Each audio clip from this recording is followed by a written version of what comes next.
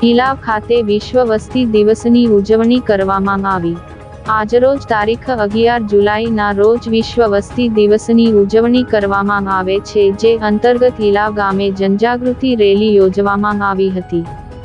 આજરોજ તારીખ 11 જુલાઈ 2024ના રોજ પ્રાથમિક આરોગ્ય કેન્દ્ર ઇલાવ ખાતે વસ્તી વિશ્વ દિનની ઉજવણી કરવામાં આવી, જેમાં તાલુકાના તમામ આરોગ્ય કર્મચારીઓ તથા ઇલાવ શાળાના વિદ્યાર્થીઓ તથા taluka health officer doctor Sanjay Dubey, MO Jay Parmar ઇલાવ હાજર રહેલા હતા।